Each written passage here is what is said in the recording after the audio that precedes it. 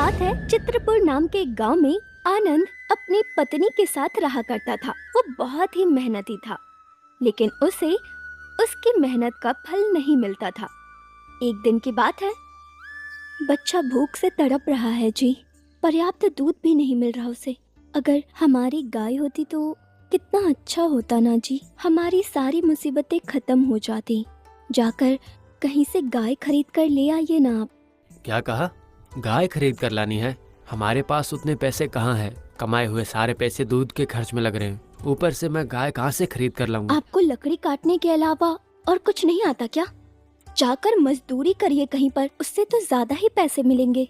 हमें मजदूरी देने वाला इस गांव में कोई भी नहीं है, लेकिन आजकल कोई खरीद ही नहीं रहा। बस एक दो आदमी ही खरीद रहे हैं। पैसे कमाए हुए सारे पैसे हमारी गुजारिश में कम हो रहे हैं। हमें कुछ भी करके कमाने ही पड़ेंगे। तब तो एक ही रास्ता बचता है हमारे पास। मैं बच्चों को अपने साथ लेकर मायके जा रही हूँ। वहीं पर उनका पेट भर सकूंगी मैं अच्छे से। जब आप अच्छे से कमाने लग जाओ तब हमारे साथ रहना। अगर तुम ऐसे गई तो सब लोग मुझे दोष देंगे ना। आप इसकी चिंता मत कीजिए। अभी हमें बच्चों का अच्छे से पालन पोषण करना है। देखना जल्द ही आपको अच्छी नौकरी मिलेगी। ठीक है, जैसा तुम चाहो। मुझे एक अच्छी सी नौकरी मिलने के बाद हम दोनों खुद का घर ले लेंगे। इसके बाद आनंद अपनी पत्नी को मायके छोड़कर काम की तलाश में लग जाता है, लेकिन कोई भी उसे काम नहीं देता। कुछ तो करना ही पड़ेगा। जंगल में पेड़ काट के उस तरफ के गांव में जाकर बेच दूंगा। कोई ना कोई तो खरीदेगा। ऐसी हालत तो दुश्मन की भी नहीं होनी चाहिए। मैं कब अमीर बनूंगा ये मुझे नहीं पता। मुझे अपनी बीवी और बच्चों की सुख और शांति रखने का मौका कब मिलेगा नहीं पता। आखिर ऐसा कब तक चलता रहेगा? इसके बाद वो जंगल जाकर लकड़ी काटने लग जाता है।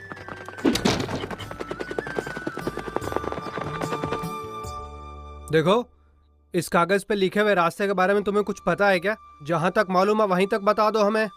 यहाँ तो पूरा घना जंगल दिख रहा है। यहाँ से कहाँ जाना है हमें पता नहीं चल रहा है। जरा देखकर बताना अगर समझ में आए तो। मुझे तो ये जंगल पूरा पता है, मगर कागज में लिखी हुई रेखाएं थोड़ी अस्त व्यस्त लग रही है। हाँ, यहाँ से आप थोड़ी ही दूर जाएंगे तो वहाँ पे एक पहाड़ दिखाई देगा। मुझे लगता है कि वहाँ से आप लोगों को उत्तर दिशा में जाना चाहिए। कोठी, एक बार इधर आना। देखा तुमने, वो भी हमारे जैसा बलवान है। हमारा लक्ष्य साधने के लिए ये भी हमारी सहायता कर सकता है। ऊपर से इसको यहाँ के सारे रास्ते भी अच्छी तरह पता है। देखो, बात यह है कि हम कहाँ पर जा रहे हैं। किसी तीसरे को इसके बारे में बिल्कुल भी पता नहीं चलना चाहिए, समझे? सब लोगों को पूछते जाने से अच्छा है इसको ही हमारे साथ ले चले। ये हमारे साथ में बहुत काम आएगा। काम पूरा होने के बाद इसका क्या करना है वो काम के बाद ही सोचेंगे। नहीं नहीं नहीं, ये बात किसी तीसरे आदमी को पता चले मुझे पसंद नहीं। चलो चलो। इसके बाद वो लोग वहाँ से चले जाते हैं। ये लोग कौन है? इनको पहले तो मैंने कभी नहीं देखा है। उन लोगों के हाथ में जो पत्र वो बहुत पुराना लग रहा था। इनके हाथ में जो पत्र था उसमें मैंने देखा कि अंत में एक हीरा दिखाई दे रहा है। यानी कि ये लोग कुछ तो अनमोल चीज को ढूंढ रहे हैं यहाँ पे। इस तरह सारी लकड़ी काटकर उन्हें एक रस्सी से बांधकर अपने सिर पर रखकर चलने लगता है। ये क्या है? इतनी भारी बारिश हो रही है। देखने में तो बहुत बढ़िया सा मौसम लग रहा था। उस बड़े पेड़ के नीचे ठहरूंगा। अरे अचानक बारिश और रास्ते का रुकावट बन गई है। आगे का रास्ता साफ नजर भी नहीं आ रहा है मुझे। हमें कुछ देर के लिए कहीं रुक जाना चाहिए। इतनी बारिश में आगे जाना नामुमकिन हो रहा है हमारे। वहाँ देखो, एक बड़ा सा पेड़ मुझे नजर आ रहा है। उसके नीचे ठहरते हैं। चलो जल्दी चलो। इस तरह वो लोग जाकर एक पेड़ के नीचे रुकते हैं। अरे कोटी, उस कागज को ठीक से रखा है ना? बारिश भी तेज होती जा रही है। देखो कि भीग न जाए। बाप रे, मैं तो उस बात को भूल ही गया था। अरे रे रे रे, ये कागज तो पूरी तरह से भीग गया है। नक्शा भी नजर नहीं आ रहा है। आखिर ये कैसे हो गया भाई? हमेशा सतर्क रहना चाहिए ना। ऐसा कैसे हो सकता है? इस आधे हिस्से का रास्ता कुछ भी समझ में नहीं आ रहा है मुझे तो। हमारे आगे जाने का पूरा रास्ता उस दूसरे वाले आधे भाग में था। अब हम आगे कैसे जा सकते हैं? उस लकड़ी काटने वाले से बात करते करते मैंने इस नक्शे को ऊपर की जेब में रख दिया था। गलती से भूल हो गई। इस बारिश की वजह से नक्शा पूरी तरह भीग गया है। अब हम क्या करेंगे? ठीक है, आगे जाने के बाद एक पहाड़ आएगा। उसने तो ऐसा ही कहा था, और कहा था कि उत्तरी दिशा में जाना है। उत्तरी दिशा में ही जाएंगे, मगर वहाँ से आगे कैसे जाएंगे? सब कुछ उसी में था। हम कुछ भी अनुमान नहीं लगा सकते। तुमने ये क्या कर दिया? कितने मीलों से चल के यहाँ तक पहुँचे। तुम्हारी लापरवाही से पूरी की पूरी मेहनत मिट्टी में मिल गई। रास्ता ठीक से मालूम न होते हुए आगे जाना बहुत मुश्किल है। अब हमें वापस जाना पड़ेगा। चलो। वापस जाना ही पड़ेगा क्या? इस बारिश ने क्या कर दिया आज। ख्वाब था कि एक ही मार में करोड़पति बन जाऊंगा। इस तरह कुछ समय के बाद बारिश रुक जाती है। ये अच्छा हुआ, बारिश रुक गई। अब शाम ढल गई, अंधेरा होने वाला है। मुझे वापस जाना चाहिए क्या, या फिर जंगल के उस पार के गांव में जाना चाहिए? घर में मेरे लिए राह देखने वाला कोई भी नहीं है। जंगल के उस पार के गांव में जाता हूँ। इस घोड़े बहुत थक गए हैं। ये कोई गांव लग रहा है मुझे। यहाँ पे रुककर घोड़ों को कुछ खिला पिला देते हैं कि नहीं? हमें भी बहुत भूख लग रही है। कहीं पे रोटी मिलेगी तो वो भी खा लेंगे बैठकर। आनंद, तुम हमें सही रास्ते पे लेकर जा रहे हो ना? तुम पर भरोसा करके इतनी दूर आए हैं। अगर हम इस नक्शे के हिसाब से देखें तो अब हमें और एक दिन सफ़र करना पड़ेगा। तुम्हारी याददाश्त तो बहुत तेज़ है। ठीक है, मैं जाके हमारे घोड़ों के लिए कुछ खाने के लिए और पानी लेके आता हूँ। गंगा वापस आकर, हाँ, गांव वाले बोल रहे थे यहाँ नज़दीक ही एक अच्छी सी सराय है।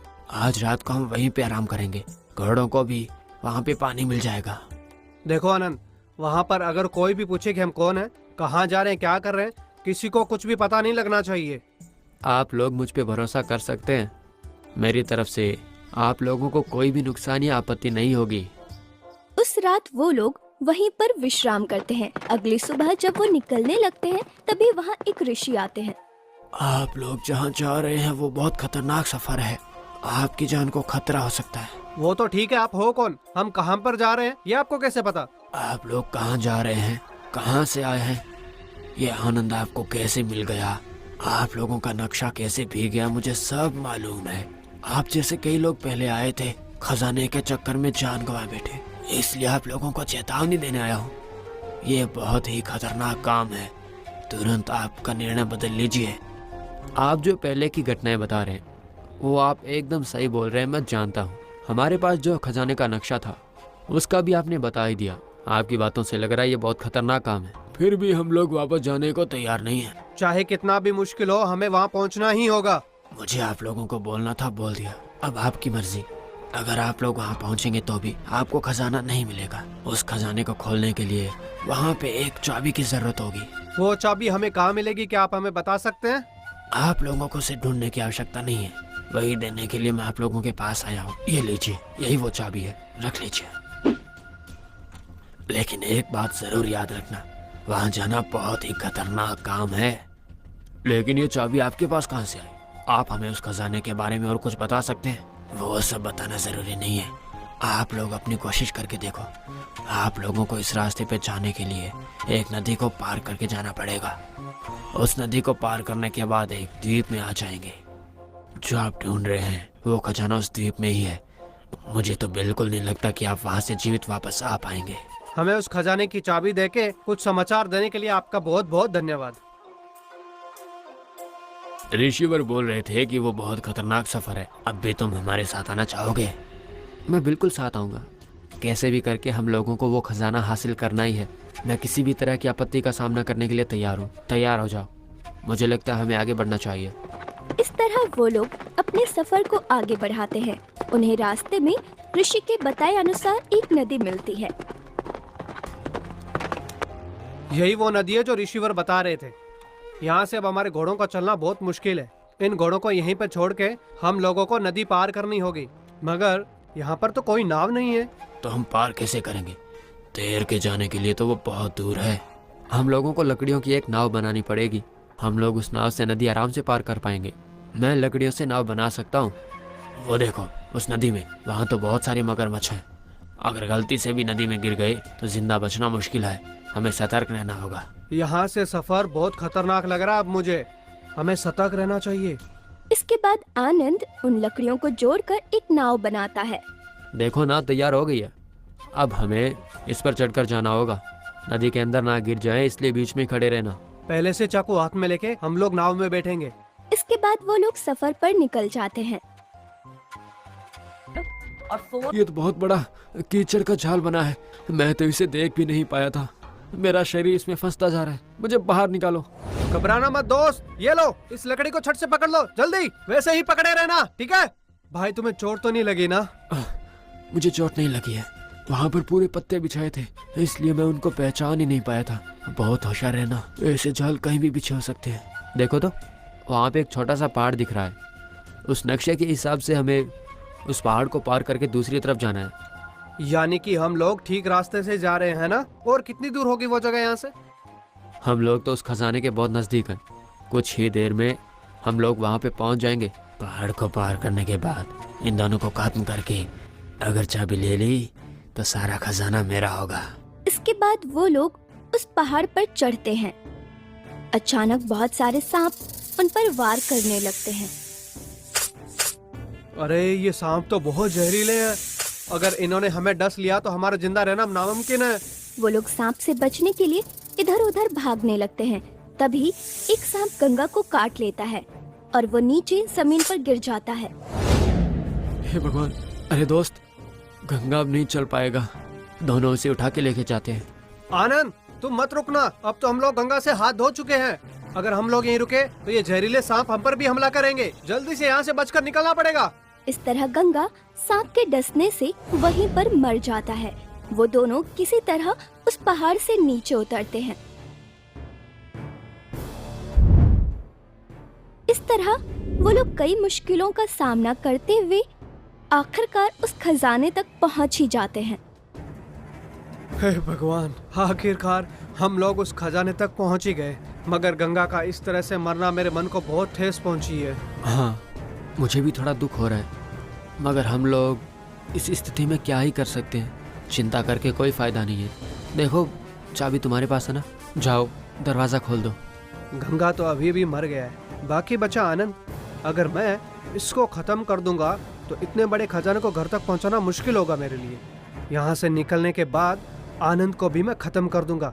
तुम यहीं पर रुको, मैं जाके खजाने का दरवाजा खोलूंगा। इस तरह आनंद को वहीं पर खड़ा करके वो चाबी लेकर बगल के खजाने का दरवाजा खोलने लगता है।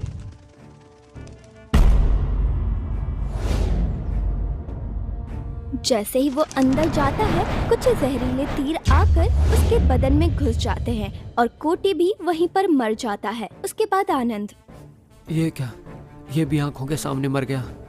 लेकिन इतने सारे खजानों को देख के बहुत ही सुकून मिल रहा है। अब तो ये सारा का सारा खजाना मेरा है। इस खजाने को हासिल करने के लिए कोटी और गंगा ने मेरी बहुत सहायता की है। इसलिए उन लोगों के घर का पता लगा के उनके परिवारों को भी इसमें से कुछ हिस्सा देना पड़ेगा मुझे। इस तरह आनंद उस पूरे खजाने को अपने घर लेकर जाता है। उनमें से कुछ हिस्सा